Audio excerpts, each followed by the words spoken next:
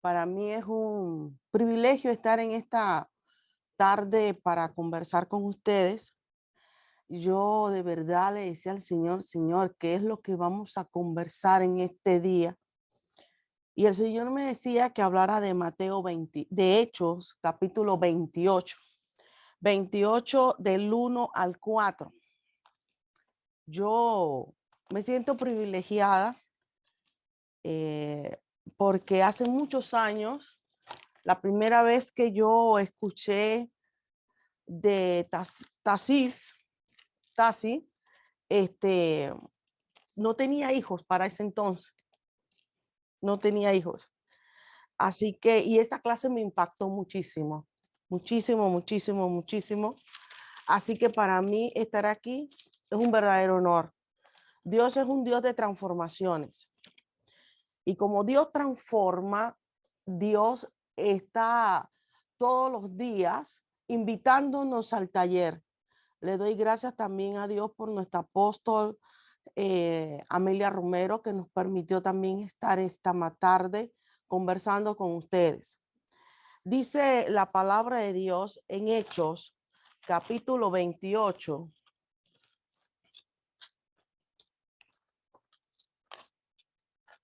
Hechos, capítulo 28. Es que está usando otras versiones, amado. Por eso esta no la estoy encontrando tan rápido. Dije que iba a predicar de esta.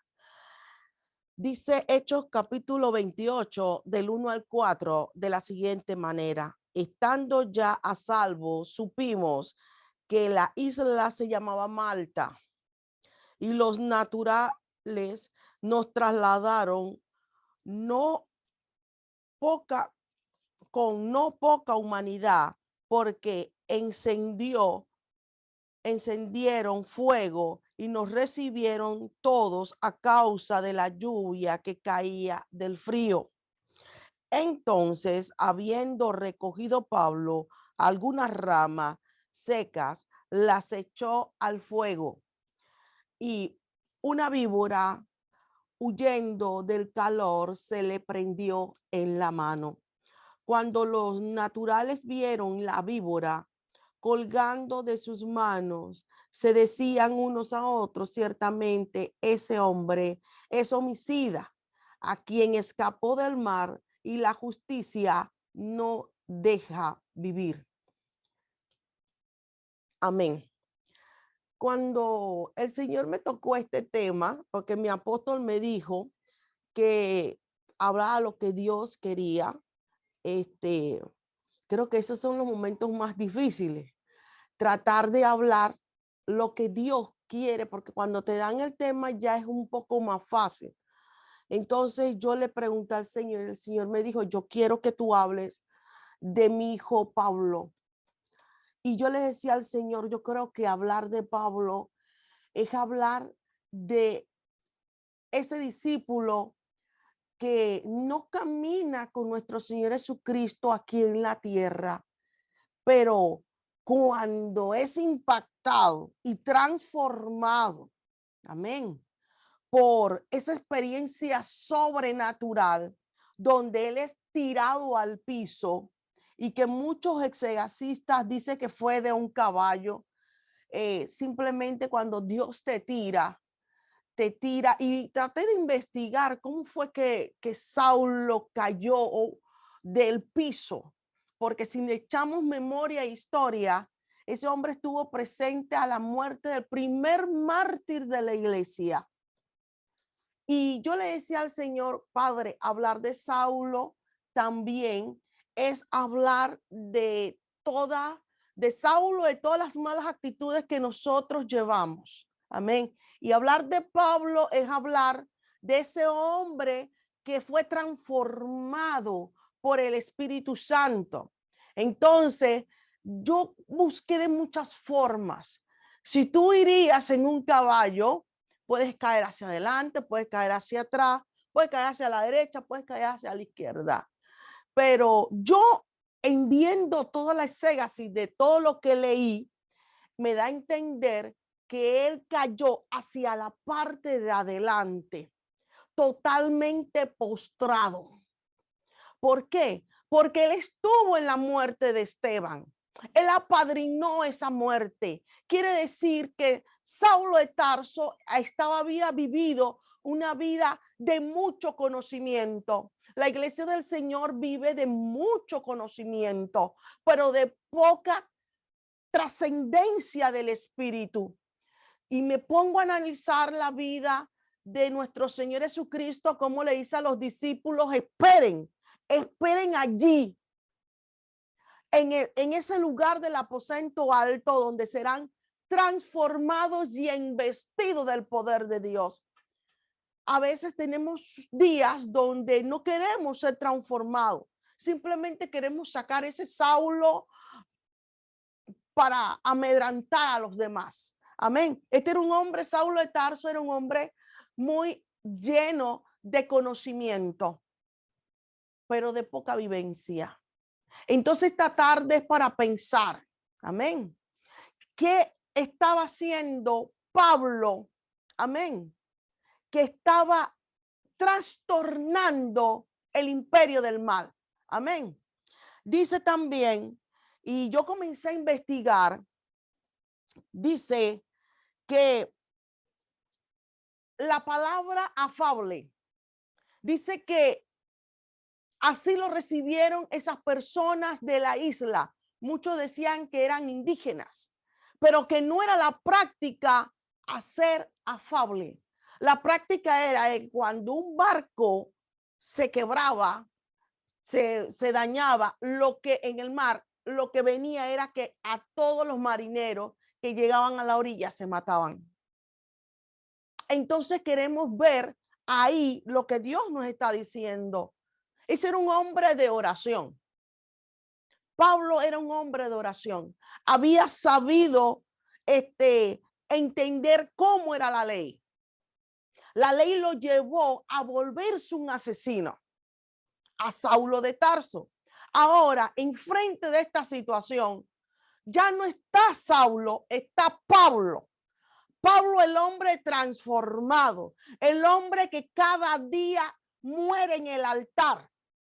Si nosotros leemos todas las transformaciones que Pablo tuvo, fueron dirigidas a él mismo primero y después a la iglesia del Señor.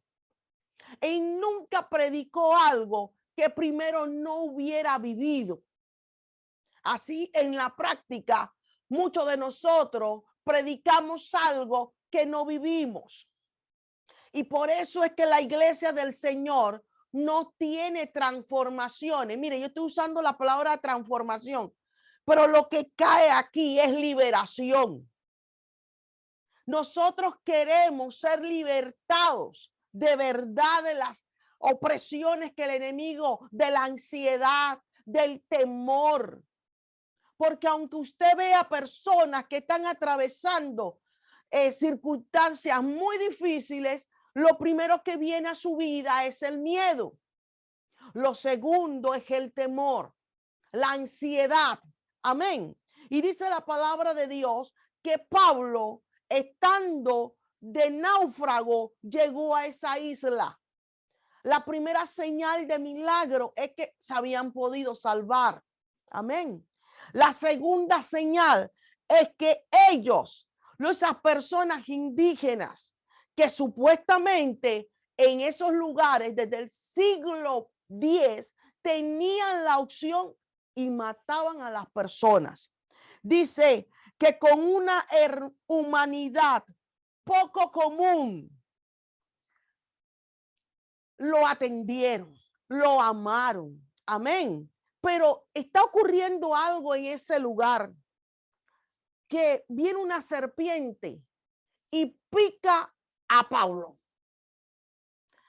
Entonces, yo me quedo pensando si había orado, sabía, porque mire, yo me atrevo a asegurar de que Pablo sabía que iban a perecer, pero él estaba orando para vencer esa trampa del enemigo que no quería que él llegara a su destino.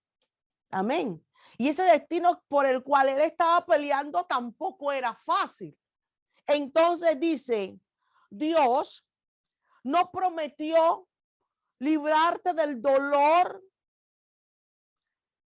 de la mordedura de esa serpiente, porque a Pablo lo muerde la serpiente. Investigo en esa isla si había serpientes. Mira, amado, en esa isla cuenta la historia que en esa isla no hay serpientes. Y yo le decía, Señor, ¿cómo que desde este tiempo a esta parte ahora no hay serpientes? Pero es que la lucha de Pablo no era contra sangre y carne, sino contra principados, potestades, contra los gobernadores de las tinieblas de este siglo, contra huestes espirituales de maldad. Muchos de nosotros peleamos con cosas que no vemos, pero Dios en esta hora que lo ve todo, tanto lo espiritual como lo físico, llevó a Pablo a reconocer que él fue un asesino, un hombre lleno de mucha letra, envuelta en el espíritu de Grecia. Amén, que lo conocemos así, pero él era un gran intelectual. Pablo estudió a los pies de Gamaliel. De él nadie podía refutar de lo estudiado. Usted a veces y yo nos demoramos, bueno, en este instante ya no me demoro tanto en leer la Biblia, hace unos 20 años atrás de repente, pero desde que yo conocí el poder de la palabra, mi vida fue transformada. Y Pablo está en esa transformación y todos estamos obligados a esa transformación. La Biblia dice en Efesios capítulo 6 del 10 al 20, una posición que Pablo comienza a enseñarle a la iglesia. Le comienza a hablar de lo que existe, que si buscamos en la palabra del Señor, Daniel también habló. Daniel decía que desde el primer día él está orando, pero Dios le está diciendo también desde el primer día que estuviste orando, fue escuchado tu plegaria, pero el príncipe se opuso. Hay un principado que se opone a tu oración. Pablo es un hombre de oración. Y le digo una cosa, todo lo que Pablo escribió en la Biblia sigue siendo de edificación. Para mí es un hombre que Dios le enseñó tantos misterios de la palabra, y me atrevo a decirlo, que Pablo pudo entender las 50 puertas de la sabiduría en todas las facetas. Pablo no era carga de nadie económicamente. Pablo tenía una profesión. Hace unos días Dios nos permitió tener a la hermana Marcela Gándala, esa salmista. Mire que no la llamo la artista, porque yo no vi una artista, yo vi una salmista. Amén. Una salmista que reconoce la jerarquía, tanto espiritual como física.